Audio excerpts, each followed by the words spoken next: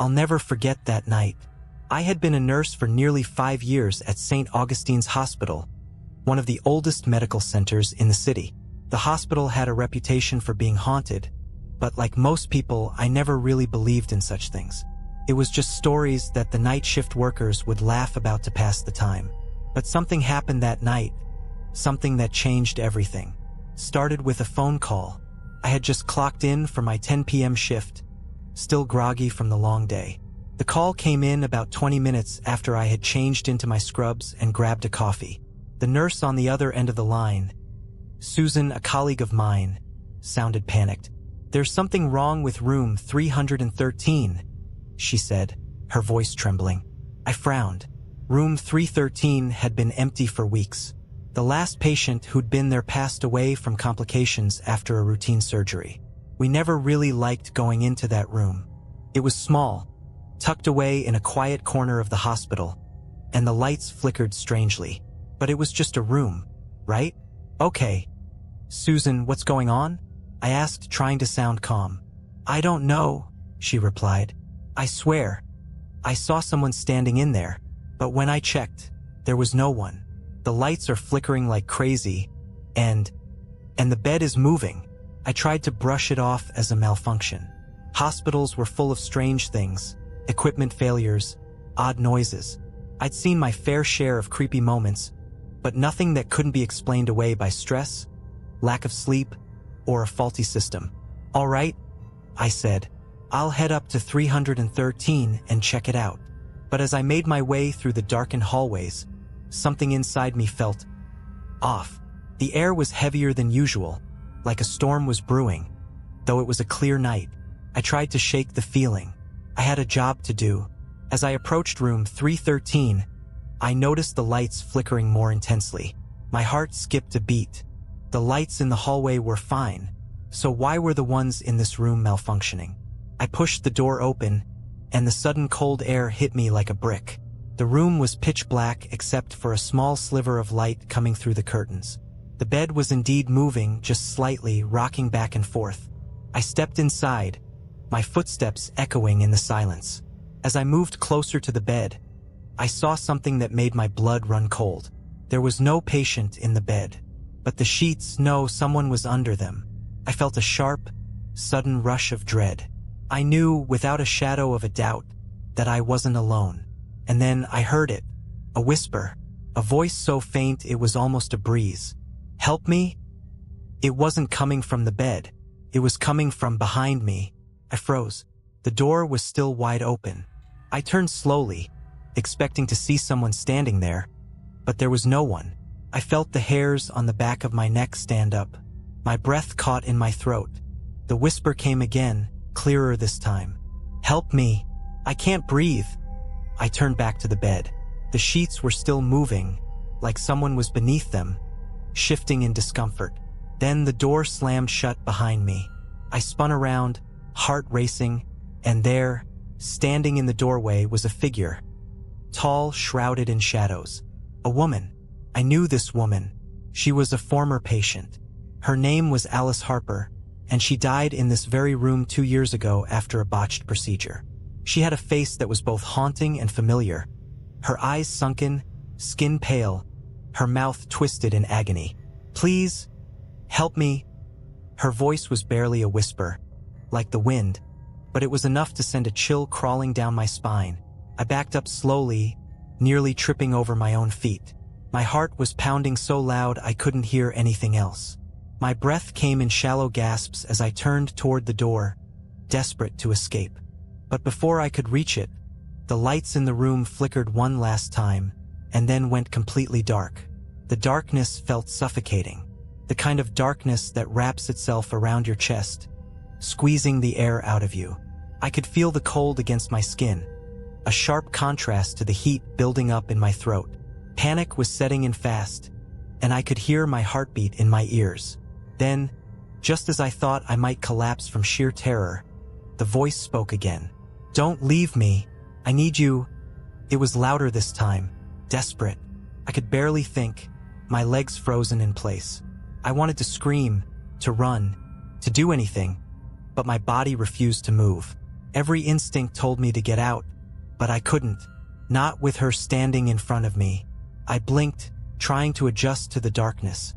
But it was as if the room had swallowed every shred of light. I could just barely make out her silhouette, the faintest outline of her face. Her eyes were wide open, unblinking, almost unnatural. They glowed in the dark, a deep, unsettling shade of black. Suddenly, I felt a chill grip my spine, a presence, like someone was right behind me, breathing down my neck. The hairs on my arms stood up straight, and I didn't dare to turn around. Alice Harper wasn't just a ghost. I knew it in my bones. Something was wrong with her. "Why are you here?" I whispered, my voice shaking. Her lips twisted into something that could have been a smile. "You were supposed to save me," she said. "But you let me die." My stomach churned. Alice Harper had passed away 2 years ago, after complications from a routine surgery. It was one of those cases that left everyone questioning what went wrong. Her death was never fully explained. The staff at St. Augustine's had tried to move on, but I had never really forgotten. Her voice broke through my thoughts. "You killed me?" I recoiled, stepping back. "I didn't." The bed behind me creaked loudly, as though something heavy had shifted. My eyes snapped back to it. For a second, I thought I saw something moving beneath the sheets, but before I could react, I felt a cold, clammy hand grip my arm. The touch was ice. I spun around, gasping, and found myself face to face with her. Her skin was sickly pale, her fingers sharp as they dug into my flesh, holding me in place. Her eyes were wide with something I couldn't quite explain. It was as if she was pleading with me, but there was no humanity left in her. "Help me?" she whispered again, this time in my ear, so close I could feel her breath against my neck. The walls around us groaned. The entire room seemed to be alive, shifting and warping as if it were breathing. I shook my head, trying to pull away, but her grip tightened. "Please, let me go." Her face began to change. The flesh of her cheeks pulled back, her mouth widening in an unnatural grin, revealing rows of yellowed, jagged teeth. And then she hissed. It was like the sound of 1,000 whispers, all layered on top of each other. I stumbled back, my hands hitting the cold metal of the bed's frame. The door, still shut tight, wouldn't budge. I pressed myself against it, desperate to escape, but it was as if the room was closing in on me. The air was thick with the scent of something rotten. I could feel my skin crawling. My breath came in short bursts, as if I were drowning in a sea of cold water. And then, she smiled again. Her smile wasn't human. It was the smile of something other, something twisted. I could see the edges of her skin starting to peel away, like her face was melting, revealing something grotesque beneath. Her eyes weren't eyes anymore, just black voids. Her mouth, stretched impossibly wide, seemed to grow larger with each passing second. And then I heard something worse than the whispers, worse than the hiss. A low growl, a sound that seemed to come from deep within her chest, as if it wasn't her voice at all. Something was inside of her, something ancient. I turned to run, the door finally giving way as I threw myself against it, slamming it open. But when I stepped out into the hallway, it wasn't the hospital I knew. The walls were decayed, covered in dark streaks, the lights flickering in and out. The air smelled stale and damp. And then I saw it, movement in the distance, a shadow that was too large, too quick. I couldn't move. It was following me. The hallway stretched on endlessly, the flickering lights casting strange, jagged shadows that danced around me. Every step I took felt heavier than the last, like the very air was pressing down on me. My mind raced, trying to make sense of what I was seeing. This wasn't the St. Augustine's I knew. This place, this version of the hospital, was wrong. I turned to look behind me, my breath ragged, and I saw it. Figure, just a blur at first, but it was gaining on me. Fast. Too fast. It moved with unnatural speed, its limbs jerking in ways that shouldn't have been possible. It was humanoid, but its shape was off, too distorted, like a person trying to crawl out of its own skin. And then I saw its face, or what was left of it. It was Alice Harper, but not. Her face was melting, her features twisted into something monstrous, the skin sagging and dripping like candle wax. Her eyes, those black, empty voids, burned with an intensity one could feel from across the room. Couldn't scream. My body was frozen, as if the terror had drained all the sound from my throat. The growl grew louder, the horrible sound vibrating in my bones. Run. You have to run. But my legs refused to move. It was like being trapped in a nightmare where every attempt to escape only made things worse. Then a voice, her voice, cut through the air like a blade. You left me to die. I snapped out of my daze. The words rang in my head, echoing over and over. I had to get away now. My feet finally found the will to move, and I bolted down the hallway, desperate to escape the creature behind me. But the walls felt endless, stretching farther and farther, as though the building itself was alive, warping and shifting around me. The exit sign, the one I had passed just moments before, was now farther away, unreachable. I could hear it, her growing closer, the sounds of her steps echoing with an eerie, wet slapping sound. It wasn't like a person running. It was something else, something too wrong to comprehend. I turned a corner, my mind racing for an escape, and that's when I saw it. A stairwell. It led down deeper into the bowels of the hospital. A chance.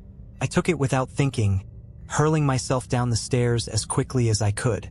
My shoes slammed against the concrete steps, the sound of my panic deafening in the silence that surrounded me. I reached the bottom and found myself in a long, narrow hallway, one I didn't recognize. The walls were smeared with something dark and thick, the faint smell of decay clinging to the air. And then I heard it again, that growl, louder this time, closer. I spun around, but there was nothing, just the flickering lights and shadows that seemed to move with a mind of their own. I had to keep going. There had to be a way out. Suddenly, I saw a door at the end of the hallway, faintly glowing in the darkness. It looked like it led to a storage room, but I didn't care. It was something. It was a place to hide. I rushed toward it, pushing the door open, and stumbled inside. The room was small, filled with medical supplies and equipment, but at least it was a refuge. Temporary maybe, but better than nothing. I slammed the door behind me, my heart pounding in my chest, and leaned against it, trying to steady my breathing. But then I heard it, a soft scratching sound, almost like nails dragging against the floor. I turned, heart in my throat, and froze. There, standing in the corner of the room, was a figure. It wasn't Alice anymore. This thing was tall, its body thin and elongated, its limbs bending at unnatural angles. Its head was tilted at a sharp angle, staring at me with those same black, empty eyes. And then it opened its mouth. The growl that came out of it wasn't a sound. It was screaming, a sound that tore through my chest, clawing at my insides. I wanted to scream, to run, but my body was frozen, paralyzed by the pure, unrelenting terror that this creature radiated. The thing moved toward me with impossible speed, its hands outstretched. I closed my eyes, bracing for what I knew was coming. But then, in the blink of an eye, everything stopped. The scratching stopped. The growling stopped. The air went still. I opened my eyes, slowly, and saw nothing. The room was empty, but I didn't dare to move. The silence was thick, suffocating, but it was also wrong. I didn't know how long I stood there, frozen in place, my mind struggling to comprehend what had just happened. Was it real? Was I hallucinating? A cold shiver ran down my spine, and I glanced around the room, my eyes darting from corner to corner. And then I saw it. On the floor, beneath a pile of discarded medical charts, there was a small, blood-stained piece of paper. I reached for it, my hand shaking as I pulled it out. It was a patient report. Patient name, Alice Harper. And beneath her name, in a bold, red marker, deceased. Cause of death, undetermined. But then, in the corner of the page, in the same blood-red ink, patient 313 never left. I could hardly breathe. The words on the paper seemed to blur before my eyes, the red ink swirling like it was alive. My hands trembled as I held it, the crumpled report now a haunting weight in my grip. Patient 313 never left. I could feel my chest tightening, the walls of the storage room closing in. The air was thick with something heavy, guilt, fear, regret. Like I had somehow stumbled into the past, like I was not supposed to see this. I wanted to tear the paper up, destroy the evidence, but the more I looked at it, the more I realized that this wasn't just a piece of paper. It was a warning. I shoved it into my pocket, a surge of adrenaline pushing me forward. I had to get out. I had to find a way to survive. But as I turned to leave the room, something caught my eye. There, in the corner, was a small door I hadn't noticed before, hidden behind a stack of old equipment. It was a door I'd never seen in the hospital before, not in any of the maps, not in any of the old records. My instincts screamed at me to run, to turn back, but something in me pushed forward. Something told me that door held the answers I needed. I opened it. It led to a narrow, unlit corridor, the kind of place you'd never find on any hospital floor plan. The walls were cold to the touch, and the air felt thick, almost alive. I could hear faint murmurs, like distant conversations, but when I strained to listen, there was no one there. It felt like stepping into a forgotten part of the world, like I had crossed a threshold that shouldn't exist. I walked forward, my footsteps echoing in the silence, until I came to another door. This one was old, rusty, with a large, tarnished number on it, 313. My heart skipped a beat. I wasn't just in a forgotten part of the hospital. I was in the place where Alice had died, the room that had never truly been emptied. I pushed the door open. It creaked, like a groan from the depths of the building itself. The room inside was dimly lit by a single flickering light, and I could feel the cold seep into my bones as I stepped inside. The room hadn't changed much since Alice's death. The bed was still there, untouched. The sheets rumpled as if someone had just gotten up, and yet, everything felt wrong.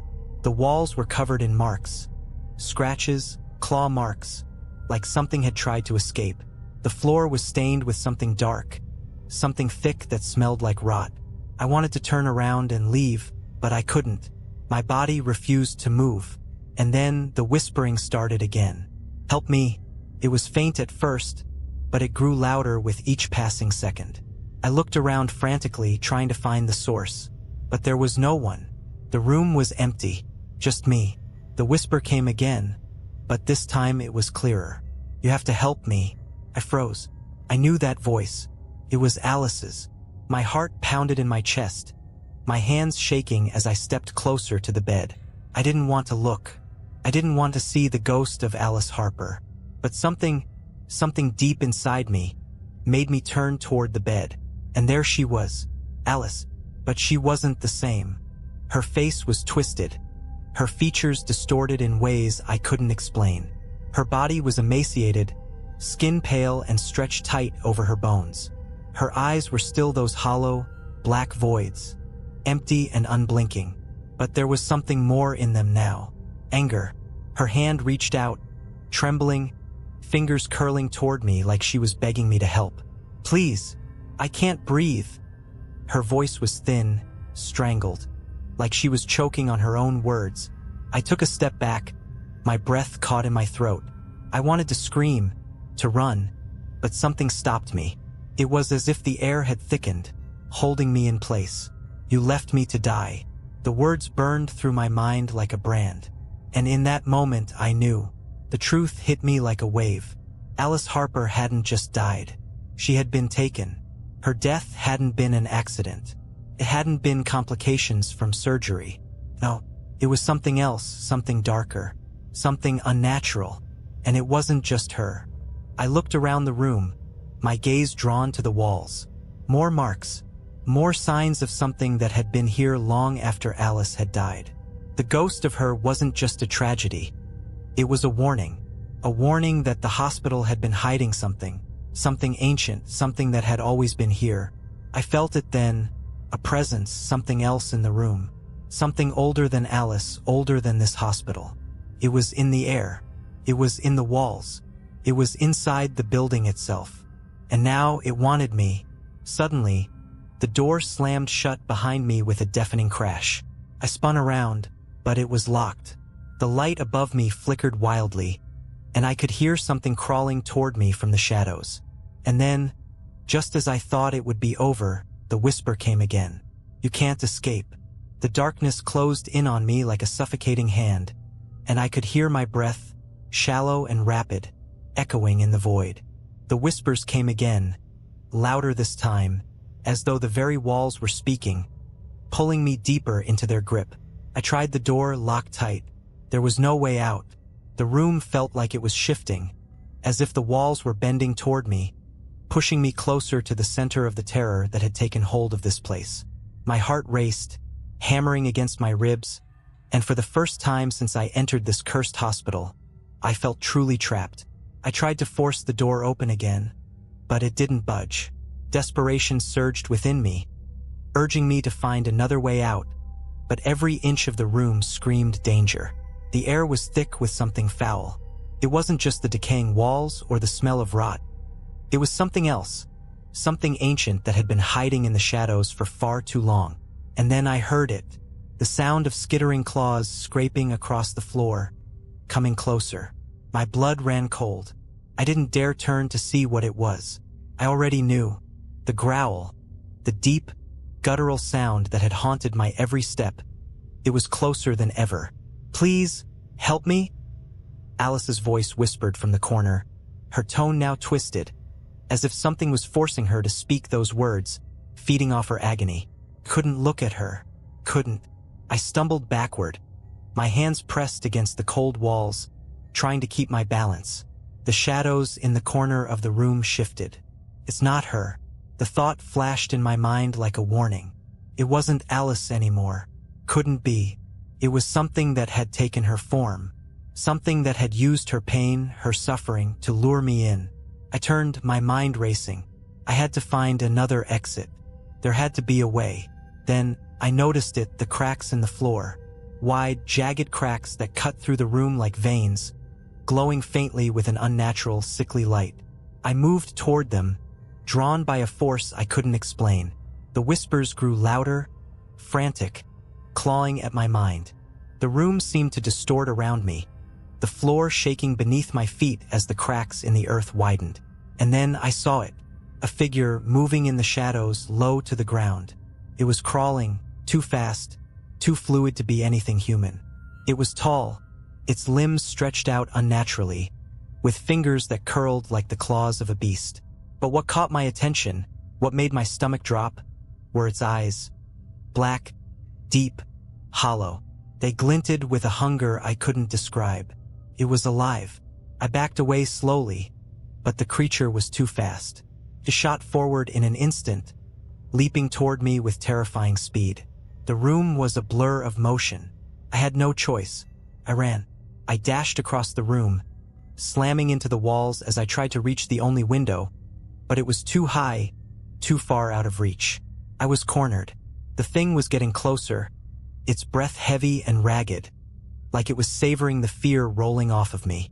The walls groaned as though the building itself were alive, squeezing tighter, the cracks in the floor spreading like webs. I couldn't think straight. I couldn't. And then, as if the hospital itself was laughing at me, the lights flickered one final time. The shadows grew long, and in the heart of them, I saw her again. Alice. But she wasn't alone. The other figure, the one that had been crawling, had its claws wrapped around her. She was no longer the victim, no longer just the poor, suffering soul. Now she was the vessel.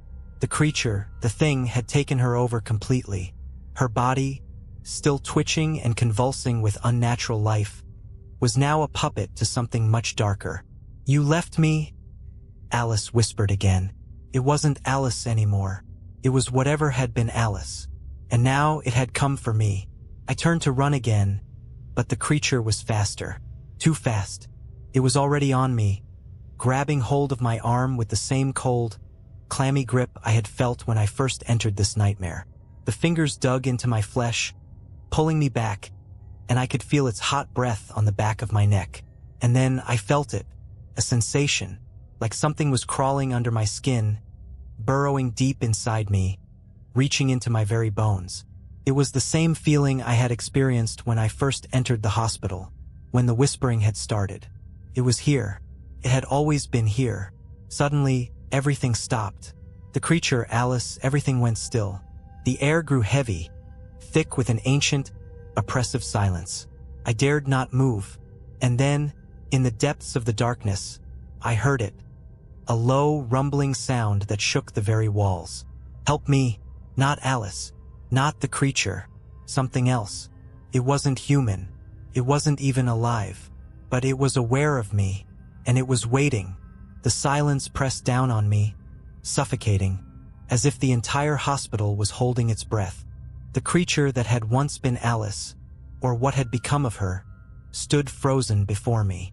Her hollow eyes stared into mine, no longer the expression of a woman, but the gaze of something ancient, predatory. I could feel the weight of it all, the suffocating presence that surrounded me. The very walls of the hospital seemed to be watching, listening, waiting for something. But what? I didn't have much time. I knew that now. I couldn't stay here. Couldn't let it get me. With a sudden surge of panic, I yanked my arm free from Alice's grasp.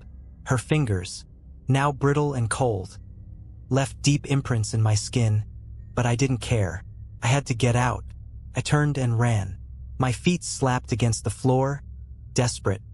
The echoes of my footsteps the only sound that accompanied me as I dashed through the dark hallways. The hospital stretched on longer and longer, as if it was trying to trap me, as if it was changing, twisting, growing with every passing second. I reached the stairwell. I had to get out. The growl, that guttural sound. I heard it again, closer now. The thing was chasing me. It had to be. I could feel it, its presence crawling through the air, closing in on me. It wasn't Alice anymore, not a human. It had become something more, something beyond comprehension. And it was hungry. I glanced behind me and saw it. The shadows shifting, elongating, stretching until it filled the entire hallway. It was impossibly large now, its limbs moving in jagged, violent motions. I ran faster. I burst through a door at the end of the hall, a door that opened into a small utility closet. It was cramped, the walls lined with cleaning supplies and old medical equipment. I crouched down, trying to steady my breath. My heart was pounding in my chest like a drum. The growling had stopped, but I knew better than to relax. It was still out there, somewhere in the dark. I could feel it watching me. The whispers came again. Help me, but they weren't coming from Alice. They were coming from all around me, from the walls, from the floor, from within the very building itself. My hands trembled as I pressed them to my ears, trying to block out the sound. But I couldn't escape it. It was everywhere. And then, in the midst of the whispers, I heard something else. A voice. Not the creature's voice. Not Alice's. A low, guttural voice that seemed to come from the very foundation of the hospital. You should never have come here. The words sent a chill through my spine, like an icy hand running down my back. The door behind me slammed shut with a deafening crash. I spun around in panic, my eyes wide with fear, and I saw it. The thing that had been Alice, no, the thing was standing in the doorway. It wasn't her anymore. It was the hospital. It was the darkness that had been feeding off the souls of those who had died here. It was the malice, the hatred, the unholy presence that had been here since the hospital was first built. And it wasn't just hunting me. It was waiting for me. You should never have come here, the voice repeated, louder this time. I stepped back, my mind spinning. It was over. There was no escaping this. I turned, my eyes darting around the closet for anything I could use, but there was nothing. No weapon, no way out, just the cold, unfeeling walls. And then I felt it. A hand, ice cold, touched my shoulder. I froze. The thing was behind me now. I didn't dare turn around. I didn't want to know what it would look like. The whispers grew louder, more insistent. Help me, I can't breathe. And then, a voice that wasn't a whisper. You can't escape. You're part of it now. I turned around, unable to stop myself, and there it was. the thing wearing Alice's skin like a grotesque mask. Its eyes were black holes, its mouth stretched into a smile that twisted into something unrecognizable.